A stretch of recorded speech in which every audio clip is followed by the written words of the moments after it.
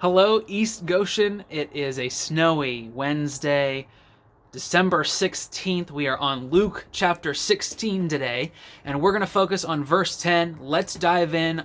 It's cold out here, but the snow is such a good backdrop, and I wanted to get outside while it's still snowing and at least enjoy the daylight out here. But Luke chapter 16, we're going to focus on verse 10. Jesus says, "Whoever can be trusted with very little can also be trusted with much. And whoever is dishonest with very little will also be dishonest with much." So Jesus, throughout the Gospel of Luke, and we've mentioned this a couple times, focuses on possessions and wealth and the relation of how we treat the poor to our status in the kingdom of God. That we should do well by treating others fairly, by doing right by them, by giving to the poor the things that they need. In reality, Jesus is trying to tell us that the possessions that we have shouldn't be a hindrance to doing right to other people. It shouldn't be a hindrance to our relationships with others.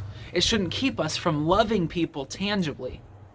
And that's what the parable of the shrewd manager is all about. And this entire chapter focuses on possessions and wealth and the relationship of the follower of Jesus to wealth and possessions and money and relating to poor people.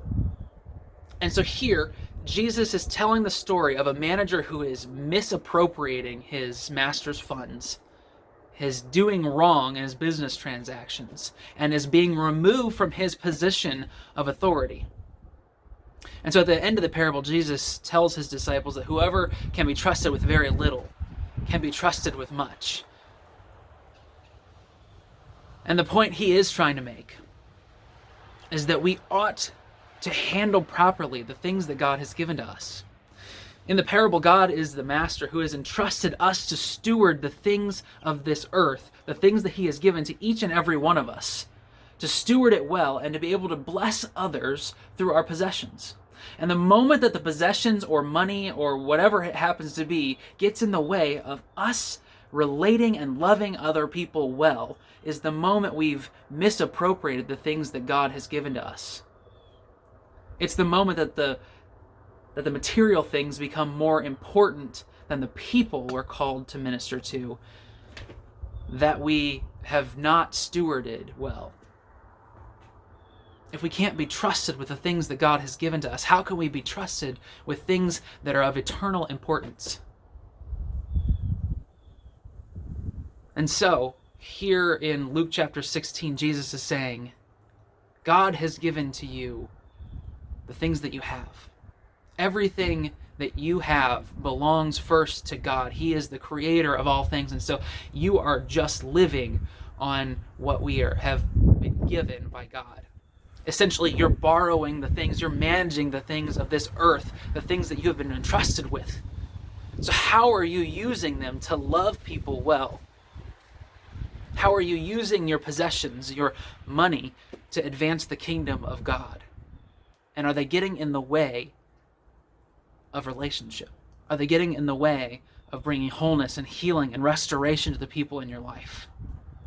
So as we move into the Christmas season, because Christmas is a little over a week away, ask yourself, am I stewarding what God has given to me well? Am I being a good manager of the things that God has entrusted to me? And can he then trust me with more and more?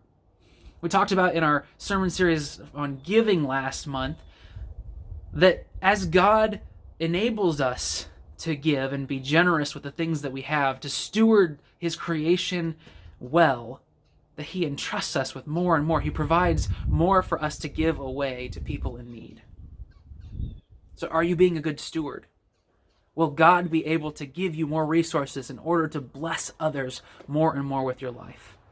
How are you managing the things that you have been entrusted with? And are you making sure that they don't get in the way of your relationship with other people? Thank you so much for joining us. We will see you tomorrow for Luke chapter 17. Stay warm today, and if you don't have to go anywhere, I wouldn't. The roads don't look great. Have a great rest of your day. We'll see you tomorrow.